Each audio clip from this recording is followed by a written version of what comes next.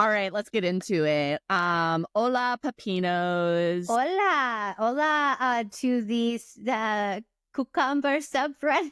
Thank you. Listening. Yes. Thanks for not blocking that. Yeah. We really appreciate all of the hard work you've done. Yeah. Even though they're like, these girls are applauding and think these people are stars, and lots of comments on how Hilaria has like a Argentinian accent. She's not European, and we shouldn't applaud any of her behavior, which on the record, we don't. We're laughing at her. We're laughing at her behavior. and her ridiculousness. But she can be ridiculous and entertaining, and we don't condone most of her behaviors. Yeah, I mean, like, if you are gonna get mad about us doing a podcast where we're not like steaming mad the whole time, Argentinian.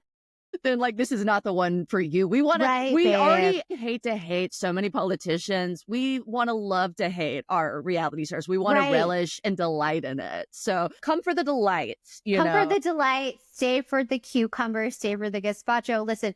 The one time we went after a reality TV star, we were blocked really early in our illustrious podcasting careers, and we're still blocked. And it doesn't feel good to be blocked by a F-list reality star. Right. All this to say, don't tag her. Don't tag. Don't tag Hilaria. Don't tag Alec. If you need to tag Ireland, that's fine. That's fine. Yeah. Alec wouldn't care. This is a great podcast for new mothers. Yeah. Relatable. Relatable, postpartum. Okay, so this is going to be part 2 of our Hilaria content.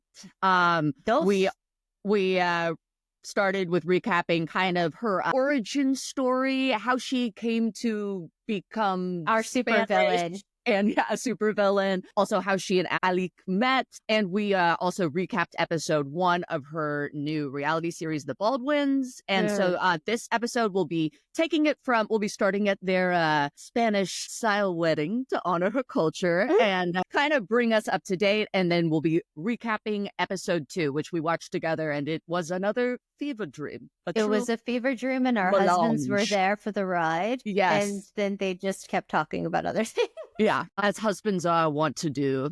They're just like Alec. They're just like Alec. Thank God they're not.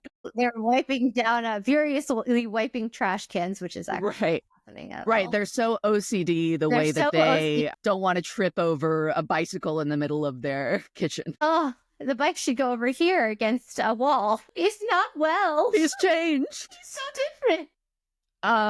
So let's get into the wedding. So, we have to start at the engagement. So they got engaged in the Hamptons, and she gave an interview saying that he proposed in the Hamptons because it was the closest to Spain he could get. So, they got married in St. Patrick's Cathedral. And Hilaria donned a long white veil with lace embroidering the crown of her head, reminiscent of a mantilla, a traditional Spanish lace worn over the head and shoulders. She walked down the aisle to Ave Maria, explaining it is one of her favorite Spanish language songs, although the song is Latin. She later told People magazine, "I like that I brought in a little bit of my culture." Right. During their vows, Hilaria was seen fanning herself with a flamenco hand fan. And the couple exchanged wedding bands that had the inscription, "Somos un buen equipo," meaning, I apologize for, I'm trying to do her accent justice. Which is not European, it is Argentinian, that's what Lauren's doing. And that means "we are a good team" in English. They had their first dance to Contigo by Luis Miguel. And later that year, Hilaria spoke with Vanity Fair España, describing her marital bliss, and dropped an anecdote about how her family couldn't understand how to pronounce her new last name, Baldwin. The translated article reads, "For now," she confesses, "she has enough with learning to spell her new last name. I had to repeat it to my family 3 times, Baldwin. And the 3rd time they said, 'We already know who it is. Why didn't you pronounce it right the first time?'" So, her mother, the Bostonian professor of medicine, was like, "She can't pronounce." I mean, it's like, you got to learn how to sound it out, babe, at this point. Yeah. And this is when the grift starts to go hard and she really starts to kind of hide her family away, her Shame. mom and dad, because, that is her secret shame. Distance herself from them because they are, they don't have accents. They don't have accents. They, maybe don't want to be in on an international ruse regarding their ethnicity, which is valid. Valid. Yeah, all feelings fair. are valid here. Feel your feelings. So then in 2012, after they were married, Hilaria became a lifestyle correspondent for the entertainment show Extra. And this is from Wikipedia. We've always got to get the Wikipedia shade. I know Pepino added this stuff. The New York Times wrote that Baldwin obtained that position because Alec was a friend of Steve Sunshine, a producer for the show. In 2014, she shared a daytime Emmy for Outstanding Entertainment News Program with her Extra colleagues. The year before that, she released an exercise DVD titled At Home with Hilaria Baldwin, Fit Mommy to Be Prenatal Yoga. And Alec appears during a 5-minute bonus section. Wow. And then in 2015, Hilaria wrote the book, The Living Clearly Method, which was, released in 2016 and was Michelle's gift to me on my 35th birthday. Right. And more shade from Wikipedia. When the book was released, Baldwin started an associated website under the same name to promote it. It's not even like, why? Whatever. You know what? But I love the why. We don't need the why. Who cares? It's just not nearly as damning as the other stuff. Like exactly, her this is great. This is great business. These are boss babe moves.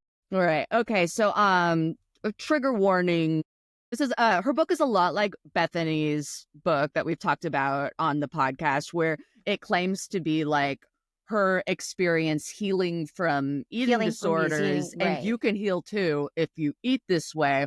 And it's like, it's kind of gross to speculate if women have eating disorders or not, based on their bodies and stuff. But I think not when they are selling you recovery from an eating disorder while advertising orthorexia and exercise addiction, which is basically what the book is saying. And that's what I got Lauren for her birthday, and Lauren is in recovery.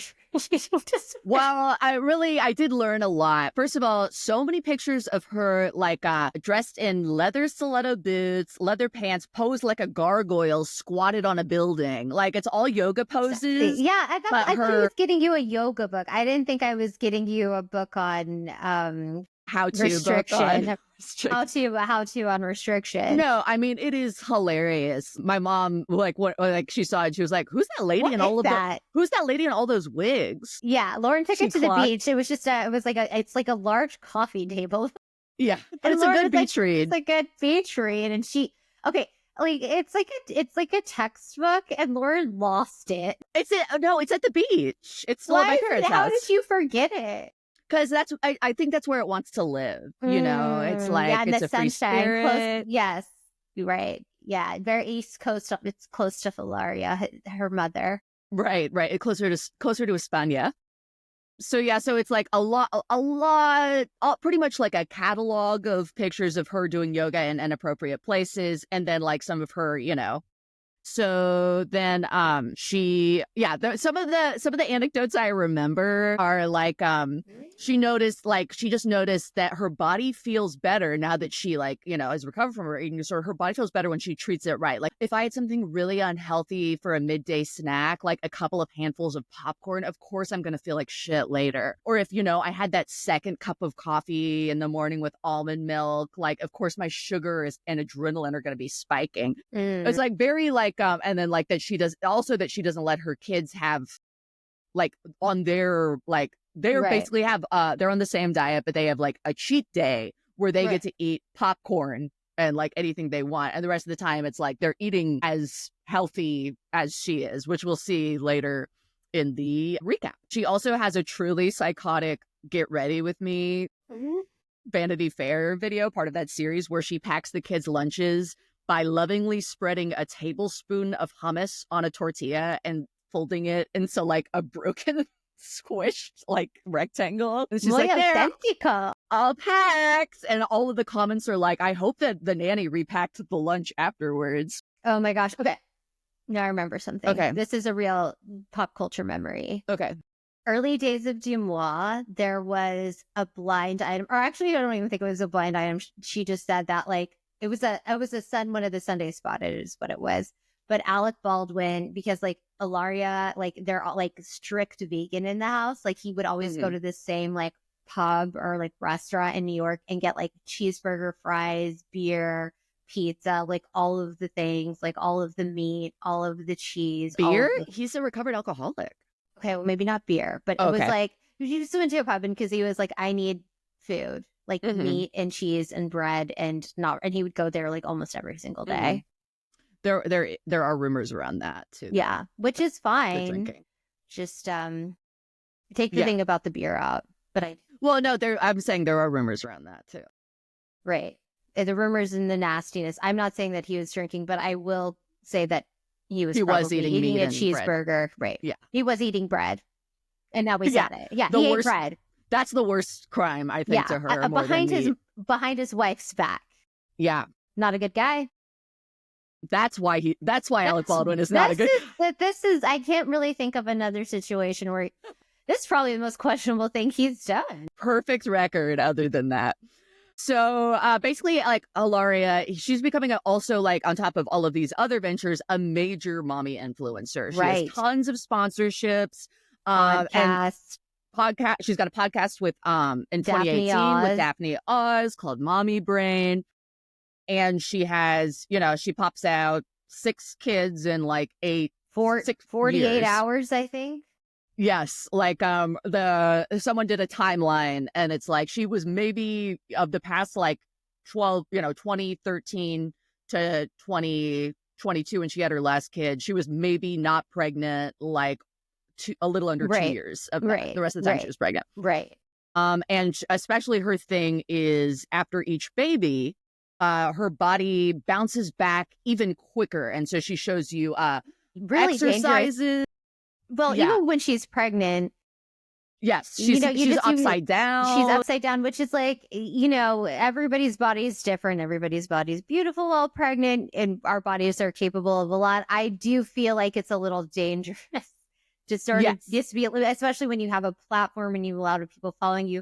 It kind of is really dangerous to do some of the things that she was doing while pregnant. You could really hurt yourself. You don't want to do that. Your body is not in a place where you're balanced evenly. So don't stand on your head, you guys, when you're pregnant. Yeah. Or do intensive hot yoga. Right. That's really insane. Like, don't do that stuff. Do what Alec does. Go eat a cheeseburger. Yeah. Word. Go eat bread. And also just like, I've done a bit of yoga and her form is terrible. I think it's because she's trying to like invent new ways to do it that she can. That like are provocative, but also that she can brand as her own. So she just basically does like, low intensity Pilates stuff, but she does it a little weird and wrong, Yeah, we love a thirst trap. We love a thirst trap yoga move. Yeah. Oh yeah. Now that's really what she's gets doing. flamed She's for like, them. She's like, listen, I don't really care. Post as many thirst traps as you want. I mean, but don't say you can have a body like mine, you can after have a body pregnancy. Like mine. If you just do this, 1,000 times a day after, like during all of your free time while you're watching your 7 kids compulsively exercising these low intensity, which like even if you wouldn't, but also that's exercise addiction, It is, and it's not safe. And it's just, comparison is thief of joy, you guys. Right. And I don't want to, I'm definitely not going to speculate about any surgery or anything that she's had done. She had a boob job. I mean, we don't want to speculate. But she absolutely had a boob job. Her boobs are not real. Her boobs are as real as her accent. Yes, we'll just say that. We'll just say that. Make of that what you will. And she claims that she won't give up the ghost on that either. You really do have to admire her like commitment to going down with the ship. Bit. Yeah, because she's like, nope, from nursing and swimming, I just got nursing and swimming. Really tight, hard, beautiful tits from They're nursing like on and swimming. Her chin. They're here. You know how swimmers have those giant jugs from all the swimming. That's what they're known for. That's what they call a breaststroke, baby. Okay. All of this to say, you know, people are growing annoyed, like, Right. because it's like, it does in some ways feel like less like aspirational and Mhm. more like shaming. She's always bragging about how easy breastfeeding is for her, how easy it is to take care of like all How these kids, easy even though it's crazy. pregnancy is, like Yeah, how healthy she still eats her entire pregnancy. She doesn't get sick. And by the way, she can be pregnant and not sick and exercising and still be taking care of like 18 kids and right. and And she's an still super undetermined thin. right, an Like, undetermined amount of pets, as we learned in the last episode. Doesn't know right. how many pets she has. No way to say. And then her body pretty much bounces back, faster and faster each time she's in a bikini, faster and faster after every pregnancy. And it's starting to, people are starting to notice that it's seeming more like negative, I guess, than it is Right. positive for This many is not women. aspirational anymore. This is like just annoying. But so This girl's tone deaf. there is maybe another reason behind this kind of pathological having the kids body bouncing back. And Alec Baldwin actually wrote his own memoir called Nevertheless. And this is a passage about his mother, trigger warning, virulent misogyny. So the woman, he calls his mother, the woman, believing it had magic weight loss potential, drank rivers of Tab. If slimming was her goal, it had no effect. Which, like, by the way, everybody thought Tab was diet soda back in the 80s. Like, don't blow her up for that. Also, Jeez like, Louise. I think it just came back. Oh, it did? I think so. Oh my gosh, it always sounded so good in, like, 70s children's books I read. Like, Oh my God. Well, we'll get into your drinking habits, like what you did at my house yesterday. Okay, I'll just tell you, everybody. Lauren, I made tomato soup. Lauren ate the soup, and then I was like, "What do you want to drink?" I was like, "We have Diet Coke, we have seltzer, we have V8, like the tomato juice." She chose the tomato juice, so she drank tomato juice and ate tomato soup. love salty liquid. But she also had the Diet Coke, Yeah. no water. I mean, like, low key, that is like not to blow up my own spot, but that is common in like a lot of like former bulimics in recovery. Mhm. Is we love salty We love drinks. salty drinks. We love it. So Yeah. filling, so delicious. It's But like a I meal. still ate and then ate She the did salty eat. drink too. I still have a taste for it. So then back to this. If slimming was her goal, it had no effect. Each successive choice to have 6 kids in 11 years left her body wrecked. From the bottom of her rib cage to the top of her pelvis, every muscular fiber was gone. When she coughed or laughed, her stomach beneath her sheet bedclothes seemed to ripple like water. Why did she never go outside? She was alone in her tiny apartment with 6 kids and no help. Back then, you controlled your kids, perhaps told them you loved them, through giving them sweets. Today, love means withholding them much of that. Isn't that so pathological, my dude? Oh my Like, doesn't God, that kind of say it I'm all? so wet. Oh my But God. Wow. I'm a little surprised to find out that he could say such horrible things about a Well, woman. right. Doesn't track with the rest of his behavior, that it had a He's starting no point. well, bitch. But like, doesn't it really make sense? Because at first I was like, Well, how he you know, feels about women. I mean, if this is how you feel about your mom, of this is your course. gripe with your mother. This is your gripe with your mom. But This then is a it's weird like, one. when you watch them, you're like, why didn't he leave when Ilaria kept wanting more and more More and kids? more And it's kids. because it's like, it's psychologically somehow gratifying to him because he's like, Because he's this like, is what my mom couldn't could have done. She Yeah. couldn't do it, and this woman can, and she Yeah. looks amazing, and she's young, and her stomach isn't falling apart every time she pees. Right, which is like all so this is super disgusting too. In his book, he wrote, so when they offered him the part in It's Complicated, the Nancy Mhm. Meyers movie with Meryl Streep, where he plays the ex-husband, he initially said no. An opportunity, his first film in a long time, especially like kind of with a all-star cast. He gets to act opposite Meryl Streep and Steve Right. Martin. And he was like, no, because, she's 8 years older than me, so no one's going to believe that I'd be sexually attracted to her. They had to pursue him repeatedly for him to finally say yes. No, strains too much credulity that I could be attracted to the gorgeous Meryl Streep. Oh, yeah, like a woman 8 years older than me. Yeah, I mean, he's just, but he's a great comedic actor. And that's what really matters. And that's what really matters. It's a promise of America's entertainers.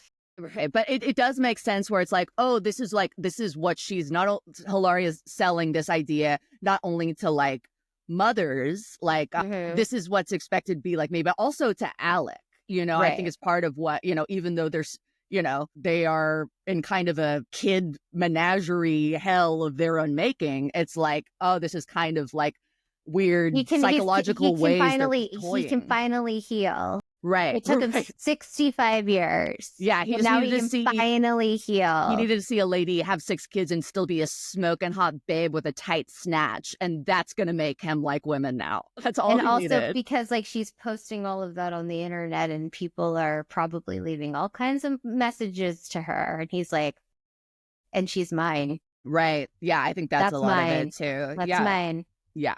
So this brings us to another theory. Well, it's just another theory, which is the reason that the Hilaria sub gets lots of shit. It's very polarizing, even within the sub. Some people think that it's pretty wacky. And so, but we will tell you about it because I do think it is absolutely true. No, I don't know. But the theory is that Hilaria had Carmen in 2013. Like, she gave birth to her. You can see she like gains a little bit of weight, more than she did in her other pregnancies. Still a very thin woman, who is pregnant. And then the theory is that some or all of her other pregnancies were through surrogate while she wore a prosthetic belly in public. So it's kind of hard to tell this case like with like audio. It's more like of a visual thing. And obviously this is not something that's right to like out someone about or speculate about, like we learned with Adrienne Maloof when she wore a fake belly, a moon bump during her pregnancies and secretly had her kids through surrogacy, and Brandy outed her on TV. But because Hilaria's livelihood was selling this idea of like, I have all these kids and then I get really skinny and, I breastfeed them all and it's all so easy. That's why I think people are particularly interested, I guess, with that. How is she doing that? Because she doesn't even have loose skin after each pregnancy, and she can't be getting surgery on you can't be getting surgery on your skin every single time. So like that's like really hard to get away with, especially that number of kids, no loose skin, like no stretch marks. Like you are either like insanely genetically gifted or, and she could be. I mean, she could just be this like really, like, I don't want to especially if there's like, I don't know if there's fertility issues, like, and I don't even want to like speculate on that. That sucks, whatever it is. What we're trying to say is like, it's not feasible what she's been trying to sell. She's a medical marvel. Yeah. She's a medical marvel, and we marvel at that. Right. And she did, I think this theory is further buoyed by, she did admit that, so she had, son, and then 6 months later she had another daughter. And so then she had admitted like, she didn't say surrogate because I think surrogacy was illegal in New York at the time. I don't know if they went out of state or what. She's never said that word, but that like she did not carry her she second did daughter. Say that, but she would never confirm that she had a surrogate. She wouldn't talk about it. She was just like, but she would still breastfeed them. Yes. And she calls those two the twins. So the twins. part of the, Bellygate theory is that both were babies carried by surrogates, but then when one was a boy, this was their third boy and they really wanted another girl. So they went ahead with that pregnancy and then also hired another surrogate. Right. And then she ended up getting pregnant faster than they thought. Yeah. So all of this is also important because it is what leads to Hilaria and Alec's downfall, what they call in the Hilaria Baldwin sub griftmas, because it happened during pandemic when a lot of guys, people really got into the research. Social media. All eyes on social media, baby. Yeah. So Alec had said in the press that he kind of wanted to stop working all the time, especially like he'd just been busting his ass on 30 Rock before. Right. And so then he was pretty much just playing Trump, and then he wanted Hilaria on SNL. And he wanted Hilaria to be the main breadwinner. Yeah, the influencer extraordinaire. She had the podcast. She had a lot of heat. She had a lot of buzz. She was making bank. She had a lot of sponsorships. Lots of partially nude photos holding children's products. Yeah. She had her book. Like, she had a lot of stuff going on. And, she was boss babying. She was boss baby. Boss babying. until comedian Amy Schumer posted a picture December 20th-ish, parodying a recent photo of Hilaria's where she's in lingerie in the mirror holding her baby, fully bounced back, from her pregnancy. Amy is also postpartum, and she takes a picture with her baby, but obviously, she's Amy Schumer. She's is not Hilarious. She's, looks more like a normal her audience. Yeah. And this is not new, territory. There's a really famous Australian influencer. I think her name is Cecilia or something, but she only does reenacting sexier, glamorous content, but while looking more like her typical audience, It's really a little bit aren't these ideals silly? But mostly it's self-deprecating, So Hilaria replies in a video and she says, I want to talk about what happened with Amy Schumer. She just posted a picture of me with this cream that I made that I was so excited about. I always post pictures like this, didn't think it would be a big deal. And I love jokes. Jokes are amazing. I even told one once, but y'all are body shaming me. You are talking about inclusivity, but I should be part of the inclusivity. Okay, that was the first time I felt nailed in to her. I'm getting there. Yeah. We need a dialect coach for the next episode. Anybody knows one? So then at Lenny Briscoe, which is not actually Lenny Briscoe or Jeremy Orbach's character from Law and Order. We actually have still unknown who this person is, but they tweet, you have to admire Hilaria Baldwin's commitment to her decades-long grift of impersonating a Spanish woman. And as the kids say in 2018, the internet breaks. The internet breaks, and it's not because we saw Kim Kardashian's nude ass in a magazine. Yeah, I had no idea. This was the first time I ever heard about it, and then I was hooked, baby. Oh yeah, so everything comes pouring in. Put it in my veins. Oh, so good. It was such a fun day. Going back and watching all of the interviews, watching her accent go in and out. The gazpacho, the cucumber of it all. I mean, it was just, especially in 2020 when you just didn't think, it was finally something up. There was a lightness. Right. Yeah. Finally. A light feeling. Yes, exactly. We can all feel a little better. We can all feel a little bit better. As we laugh at this woman's shame.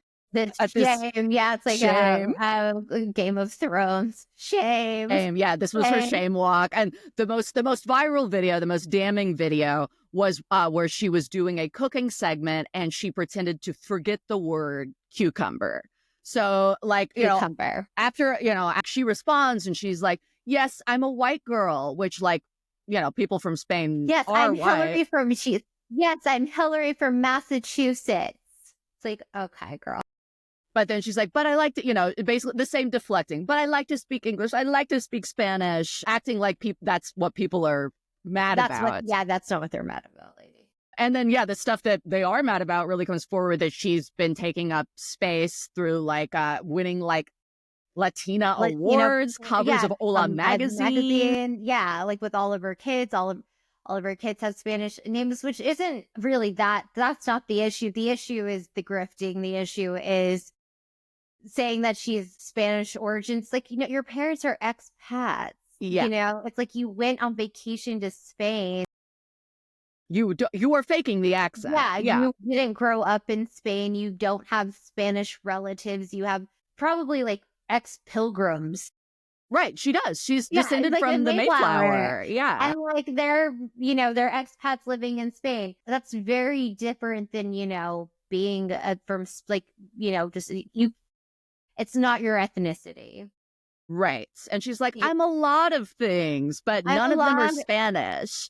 Right. And even though she tries to be I'm a white girl, you can be from Spain and be a white girl. There were many times that she implied that she was a person of color. There was a really famous video of her on Martin Luther King Day explaining to her daughter about, racism. If you look at she literally tells her daughter, look at your skin color. Now look at mommy's skin color. Now, people don't like mommy because of my skin color. This is literally what she did in the video, which was and her daughter is I think genuinely horrified. She's I can't believe. And also just like, even if she's saying stuff to her daughter to like, to post it and to, in that moment, like to like compare what she has been through to the, like what a young Black man has been through in this country, which are two very different things, very different experiences. And then to try to like impart that on her daughter is one of the more shocking. Like, I want to see her do it in a cooking video, and I want to watch that. And I don't want to see her try to compare herself to the Black struggle in this country. Oh, yeah, it's repugnant. But, she might have gotten the idea from Alec, who, when attacked by a photographer, or attacked, like when there was paparazzi when they were getting their wedding license, like attacked him and then compared himself to Trayvon Martin, which, like, not good. But, disgusting. you know what? He did play a great Trump, and it's all adding up now, baby. I mean, they're both narcissists. And racist. So, sponsorships and followers and friends, hemorrhage. Mass exodus. It's all falling apart, and Alec has to go back to work as a producer and star of a low-budget Western, cutting so many corners that even though there were many guns on set, they hired an armorer who had also had to be prop master to pay them a lower rate, Hannah Gutierrez-Reed, who had only worked on one job before and was the Nepo baby daughter of a famous armorer. And she'd done a bad job on the job she was on before, but they were like, okay, well, this way we can save money. She'll be the prop master and the armorer. According to her, Alec did not attend the armory training, even though Reed tried multiple times to get him to attend. And she was repeatedly told by other people in production she needed to focus on props and less on her armory job, or she would be replaced. Right. The union crew eventually walked out because of the way the set was run. There were reports later of live rounds being fired by the prop guns on set. And then tragically, Helena Hutchins was the cinematographer. She was a Ukrainian-American woman with a family that's still, I believe, in Eastern Europe. She was a really talented cinematographer, in a very male-dominated field, and who, like, was still giving this production so much more, like, just caring so much and giving it so much artistic respect while being totally taken for granted and used by the production. So yeah, it's so tragic. So they're doing during a rehearsal of a scene where Alec would he would pull a cross. What's it called? The cross pull? I don't know. Is that like I don't know gun words. Cross pull. I don't know anything about guns. Yeah. Anyways, the prop master, Hannah Reed, she wanted to check the guns before the rehearsal. The producers were like, there wasn't time. Everything was super rushed. They were behind. Alec claims he checked the gun and then did the blocking, which was pulling the gun out and then aiming it towards in the direction of the camera, which was operated by Hutchins at the time. And it went off, killing Hutchins and wounding Joel Souza. But the evidence, the recording shows he did pull the trigger, and Reed maintains he did not check the gun. The case went to trial. And sorry if I got all the details, any of the details wrong. I haven't first of all, I'm not a lawyer, and I haven't stayed up to date with the case. I haven't, been following it on crime TV or anything. But it was a circus. It was a shit show. The prosecutor, Kari Morrissey, was basically incompetent. So Reed was also accused, and she's still in jail. She went to jail for 18 months, but I think she's trying to file an appeal. And the judge dismissed the charges against Alec, and he is now suing for malicious prosecution. So that kind of brings us up to where we are in the TV show, which is crazy, so crazy that here's the crazy thing. I know this is like a little darker than we usually go, but he's never even said, like, I'm sorry. I guess that's like admitting guilt or whatever they always say, but like he's never even been like, I'm sorry someone lost their life. It's very Erica Jane to me, where it's like he only really feels sorry for himself. Well, his image, and we'll get into it in the show. We'll get into it. How it's impacted his career. Yeah, he's just like, I don't know. I honestly, I don't know too much about, I've never been in a film or commercial with an armorer. So I guess they do hold some culpability, but really I think also the buck fucking stops with production, and they were intentionally manipulating this girl, you know, like, Right. I mean, she's probably a piece of shit too, but like I just think it's repugnant that they're completely getting off the hook. And I think that I Helena just feel like Hutchins' there are family real is in a bad guns. Like, I situation. just don't get it. What's I the don't know why. point? I don't think know it's, why there's real guns. I feel like there's such good prop guns. Like, I just don't even understand. Like, I I've don't heard they still, understand. I mean, I think that they're going to use them way less now, but like the thought at the time in the business was like, they still kind of look like shit. They still I don't know, look but as it's good as also real like, it guns. wasn't like, I guess it's like in my head too. It's like, I don't think anybody was going to this movie because they would think it would be a good one. So No, low it's budget, like a just like B use a movie. prop gun. I don't get it. They don't even, it's like, that you have apple juice instead of whiskey on set. Like, what the fuck are we doing here, guys? Yeah, I mean, well, it's so Alec to me. He's just such a pretentious piece of shit. Yeah, Where and it's then like, he's like, we I'm have not to have gonna real like, I don't want guns, to, I but don't let's want to not. do that. Yeah, let's I'm not not gonna. pay our union crew, but we do have to Exactly. have like real guns, and I'm not going to check them before because we're on a schedule. You Right. know, it's just so sad. It's so needless. It's so like fucked up. It's so crazy that they released this movie at South by Southwest because they have to, because Hutchins, like, her kid and her husband's settlement is tied up in the film, so it's going to be Yeah. released. It's all just like an Yeah, abomination. that's being released, and also South by Southwest. A Simple Favor too. Yeah, Things are getting real dark in Austin. darkness falls in Austin. Yeah, daylight savings. Who? The sun has set. Mm-hmm. Yeah, this isn't the indie band festival that I grew up with. This No, is it's Blake Lively wearing a 1950s pleather dress and Anna Kendrick staring at the floor and Rust being released. yeah. This is dark. This dark days. Dark times. Yeah. And we'll take a little break on that, and we'll come back. And speaking of dark days, we'll recap episode 2 of The Baldwins, which pretty much exclusively focuses on the Rust trial. Okay, well, this is the end of the episode. Let us know if you want us to continue to cover the Baldwins. I think it is probably going to be all downhill from here, but we are down if you guys request it. And then next week we will have a very special guest, and we'll get back to some Roni coverage, covering a very requested, I think misunderstood Roni housewife, Kelly Ben Simone. I think we'll get to the bottom of some of the mysteries of Kelly, if I have anything to say about it.